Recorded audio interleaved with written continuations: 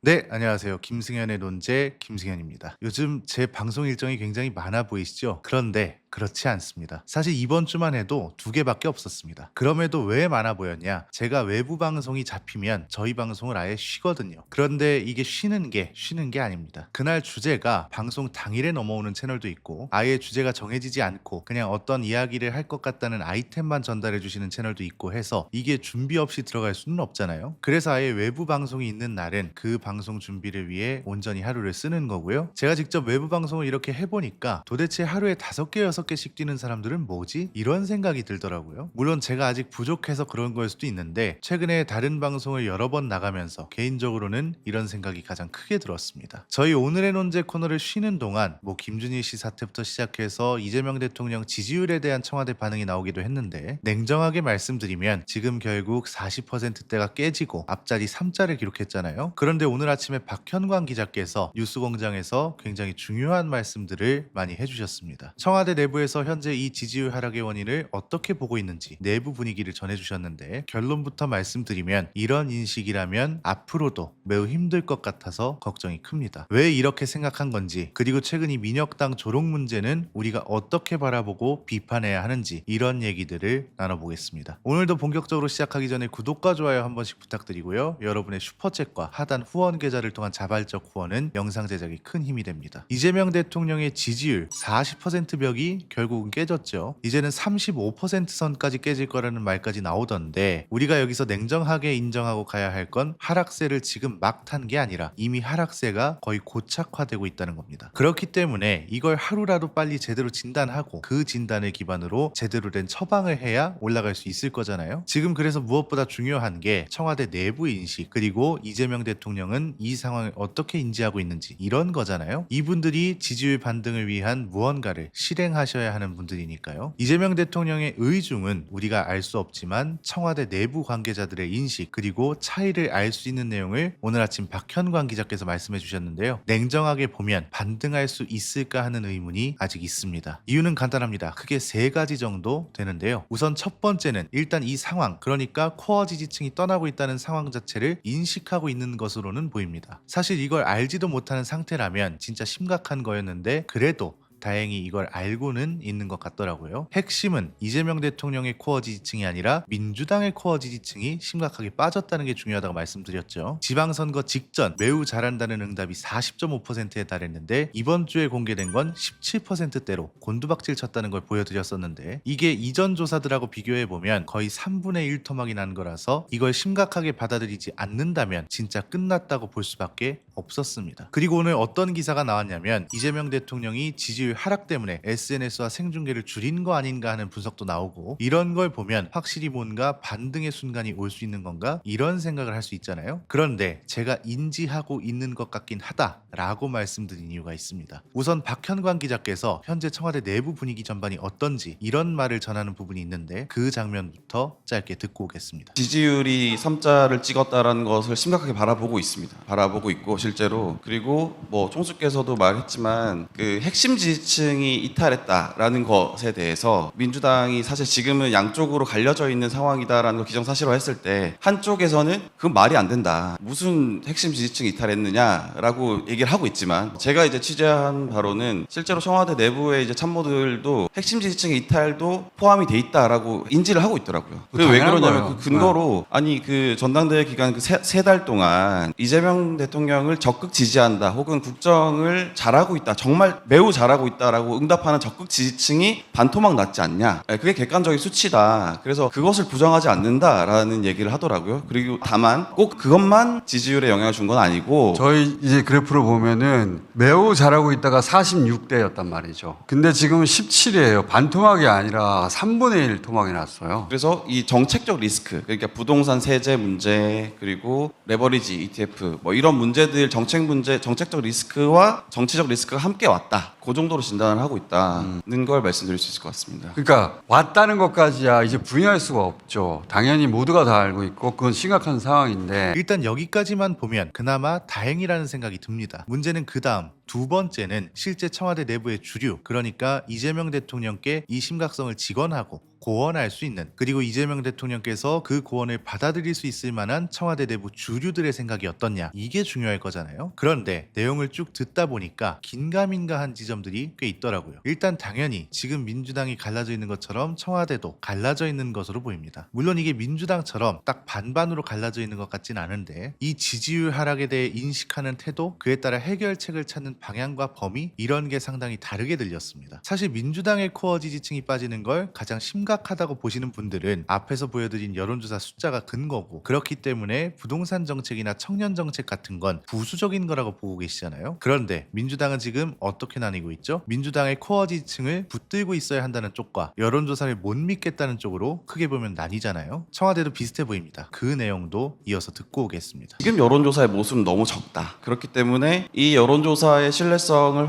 담보하기가 쉽지 않다 정도로 보는 그룹도 있는 것 같아요. 아니 근데 그거는 청와대 자체적 여론조사도 있어요. 그러니까 시중에 놔두는 여론조사가 편차가 크고 믿을 수 없다면 청와대 내부 조사 있거든요. 거기도 안 좋게 나올 걸. 그것까지는 제가 뭐라고 말씀드리긴 좀 청와대 힘든데. 조사나 민주당 조사도 거의 비슷합니다. 그래요. 여론조사라는 게 뭐 크게 차이가 안 나. 지금 추세적으로는. 자, 그런데 뭐 각자 진단은 다르게 할 수 있다고 치자고요. 내가 어떤 가치를 얼마나 중요하게 보느냐에 따라 이 진단과 해석도 다를 수 있다고 충분히 이해합니다. 그런데 제가 개인적으로 심각하게 받아들인 지점은 진단이 각자 다르다는 것보다 진단의 시기를 잘못 짚고 있는 것 같다는 생각이 들었다는 겁니다. 이건 청와대 내부 인사 대부분이 이렇게 생각하고 있는 것 같더라고요. 박형광 기자께서 청와대 내부 분위기를 전하면서 자주 말씀하신 키워드가 있습니다. 전당대회 기간을 거치면서. 이건 어느 한쪽의 생각이 아니라 청와대 내부 대부분이 그렇게 생각하고 있다는 것으로 들렸거든요. 앞에서 들으신 내용 이후에도 비슷한 말이 또 나옵니다. 그 장면도 보고 오겠습니다. 이성보다는 감성의 어떤 마음이 다쳤다라는 마음을 것도 다쳤다. 같이 인식하고 있더라고요. 그러니까 이게 지금 이성의 문제가 아니라 감성의 문제로 넘어갔기 때문에 이 핵심 코어 지지층을 돌리는 거 혹은 당내를 통합하는 데에는 조금 시간이 걸릴 것 같다 정도로도 얘기를 하는 거 보면은 사실 뭐 인식이 사실 한쪽에서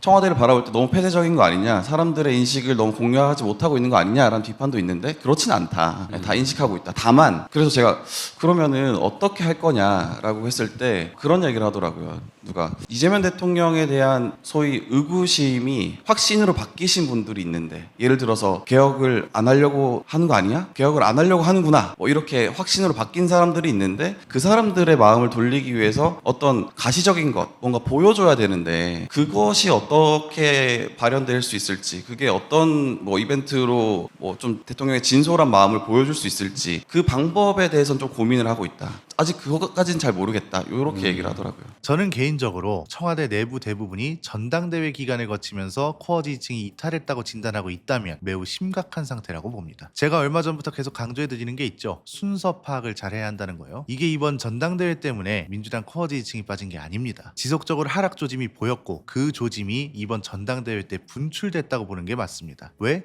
우리가 타임라인을 잘 생각해 보자고요. 본격적으로 민주당이 요동치기 시작한 게 언제죠? 대략 올해 1월부터였습니다. 이때 어떤 일이 있었냐? 조국혁신당 합당 문제로 본격적으로 갈라지는 조짐이 보였습니다. 조국혁신당 합당을 공개적으로 통보하는 게 아니라 제안한 것이었음에도 불구하고, 심지어 이 당시 이재명 대통령의 의중이라는 것이 확인됐음에도 불구하고 이현주, 강득구, 황명선 전 최고를 중심으로 절차 문제, 그리고 이현주 전 최고는 국힘당 응답까지 합치는 것으로 보이는 데이터로 합당 반대 여론이 훨씬 높다고 말하기로 했습니다. 그런데 이 당시 조사 결과를 보면 민주당 지지층과 조국혁신당 지지층은 합당 찬성 응답이 더 많았다는 것도 나중에 저희 채널에서 짚어드렸죠. 이때부터 슬슬 친명과 친청이라는 구도가 재래 언론 사이에서 쓰이기 시작하던 찰나에 3월 들어서 어떤 일이 생긴다? 검찰개혁 2차 정부안을 두고 해석 전쟁이 벌어지죠. 뭐 재래 언론들은 이재명 대통령의 개혁 의지가 사라졌다부터 시작해서 민주당 내부 의원들도 정부안을 따라가야 한다고 주장하는 사람들이 넘쳐나고, 이때는 이제 당과 청의 갈등이 부각됩니다. 그렇게 쭉 이런 프레임이 증폭되면서 이게 지방선거부터 본격화되기 시작한 거죠. 명픽 논란부터 해당 행위, 나 공천 달라고 떼쓰는 후보는 물론이고 도당이 나서서 당원들을 겁박하고, 정작 본인들은 대놓고 현금 뿌리다가 걸린 도지사 후보가 무소속으로 출마해서 민주당 후보를 떨어뜨리려 하는 걸 아무런 거리낌 없이 지원해주고, 이런 해당 행위 사례가 늘어나고 이런 것들이 지속되어 온 거죠. 이런 게 쌓여있는 상태에서 전당대회 때 모든 게 분출되어 나왔던 거지, 전당대회 과정 때문에 때문에 코어 지지층이 빠졌다고 진단하는 건 너무 아니란 진단, 더 심하게 말하면 게으른 진단이라고 말할 수 있다는 겁니다. 세 번째는 그럼 진단이 이런 상태에서 해결책이라도 제대로 나올 가능성이 있어 보이냐? 저는 오늘 공개된 내용만 봤을 땐 어려워 보인다는 결론을 일단 내렸습니다. 자, 여기서 우리가 구분을 해야 하는 게 지금 이 지지율 반등을 해결하기 어렵다고 보는 이유는 일단 뭔가요? 민주당 코어 지지층이 빠졌는데 문제는 그 정도가 매우 심각한 상태라는 거고, 이건 단순히 정치인 이재명보다도 인간 이재명에 대한 심판 내지는 신뢰 문제라고 볼 수도 있는 거죠. 가장 중요한 개혁 과제들에 대한 신뢰, 우려 이런 게 매우 많이 쌓여 있는 상태니까요. 그렇기 때문에 이건 이재명 대통령께서 지금 당장 나서신다고 해서 눈에 띄는 반등이 있을 것 같지는 않다고 말씀드렸던 건데, 그럼에도 불구하고 가장 확실하게 보여줄 수 있는 건 뭐다? 인사임명이라고 봅니다. 이재명 대통령의 의중과 의지를 가장 확실하게 선명하게 보여줄 수 있는 게 인사임명입니다. 그런데 지금 하마평에 오르고 있는 후임 법무부 장관이라던가 인요한 임명 문제라던가 이런 소식들을 보면, 그리고 민주당에서 김남희 의원을 경찰개혁 추진단장으로 임명하는 걸 보면 이게 잘 될 수 있을까 싶습니다. 일단 민주당에서 이런 인사임명이 나온다는 거, 그리고 장관 자리 하마평에 어떤 인물들이 거론되고 있는지를 보면 어딘가 해결책을 잘못 생각하고 있는 것처럼 들리잖아요. 제가 이렇게 생각하게 된 지점이 또 있는데 이것도 영상으로 짧게 듣고 오겠습니다. 유튜브 환경이 너무 나빠졌다라는 얘기를 하더라고요. 그러니까 그게 무슨 의미냐라고 저도 물어봤는데, 그러니까 청와대 입장에서도 지금 뭐 전당대회 거치고 뭐 민주당이 양쪽으로 갈라져서 서로 막 전쟁을 벌였는데, 전쟁을 벌이고 나니 이게 돈이 되네라는 것을 그 유튜브 환경에서 좀 깨달았다. 그래서 청와대에서 어떤 메시지를 내더라도 그게 그 고지고대로 그렇게 받아들여지지 않고 서로 계속 그 갈등을 격화시키는 것처럼 보이는 그런 환경이, 그런 인식을 하고, 상황 인식을 하고 있더라고요. 근데 그러니까 이제 전당대회 때문에 벌어진 게 아니고 벌어진 게 전당대회를 통해 드러난 거예요. 그렇죠. 자, 오늘 내용을 잘 들으셨다면 유튜브 지형을 거론하는 것 자체가 왜 지지율이 빠지게 됐고 어디서부터 이 문제가 시작됐는지를 제대로 파악하지 못하고 있는 것 같다는 생각 당연히 드실 겁니다. 그런데 이거 진짜 하루빨리 해결하지 못하면 큰일 납니다. 제가 왜 이렇게 말씀드리냐면, 어제 매불쇼에서 거의 끝나갈 때쯤 이런 말씀을 드렸습니다. 이렇게 치우쳐져 있는 언론과 유튜브 지형, 여기에 지금 민주당 대부분의 의원들이 편승해 있잖아요. 그리고 이런 상황은 홍사원 기자님과 장인수 기자님도 처음 보는 현상이라고 말씀하실 정도로 기괴한 상황이 맞거든요.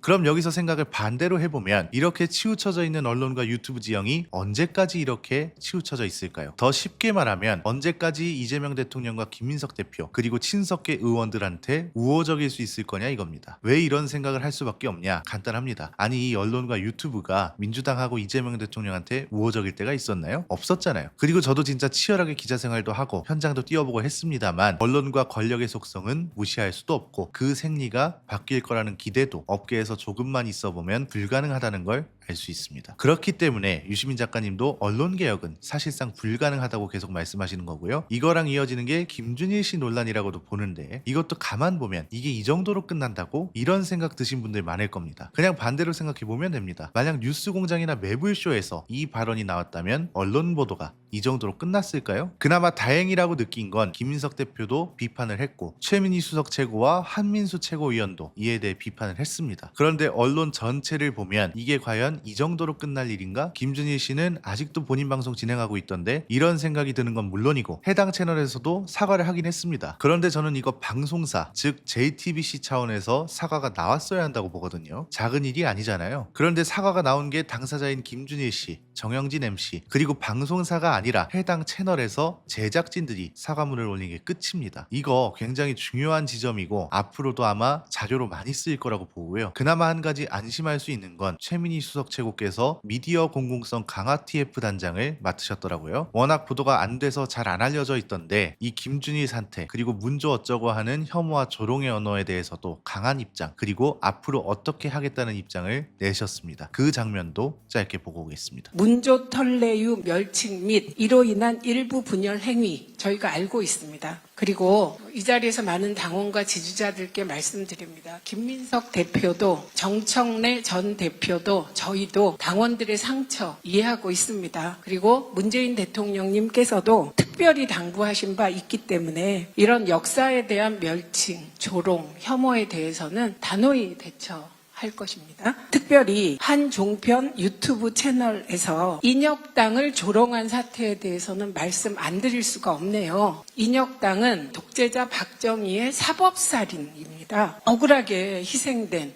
민주주의의 희생양이신 분들을 조롱하는 것은 있을 수 없는 일이라고 생각합니다. 뉴라이트가 나오면서 독립운동을 폄훼하고 조롱했고 지금 일베 문화가 나오면서 민주주의를 조롱합니다. 네, 그것이 이제 인혁당 희생자들을 조롱하는 지경에 이르렀습니다. 이건 역사 왜곡이며 그냥 단순한 사과로 끝내서는 안 된다고 생각하고요. 그 채널의 유튜브는 노웅래 전 의원의 억울함까지도 조롱했습니다. 그래서 이 부분에 대해서는 저희가 좀 더 살펴보고 당 차원에서 대응하겠습니다. 그래서 지금부터는 이 흐름을 잘 보셔야 합니다. 지금까지 흐름을 어떻게 봐야 하는지 여러 번 설명해 드렸잖아요. 특히 저는 총선 전에 민주당이든 대통령 지지율이든 올라와야 언론 지형이 우리가 흔히 알던 그 상태로 돌아간다 해도 버틸 수 있는 힘이 있을 거라고 봅니다. 그런데 지금 흘러나오는 이야기들을 종합해 보면 그게 가능할지 잘 모르겠습니다. 오늘의 한마디는 그래서 유시민 작가님의 말씀을 빌리면서 마무리하겠습니다. 빛이 강하면 그림자도 짙다. 오늘 내용은 여기까지입니다. 유익하셨다면 구독과 좋아요로 영상 제작에 힘을 주시면 감사드리겠습니다. 저는 월요일에 다시 찾아뵙도록 하겠습니다. 감사합니다.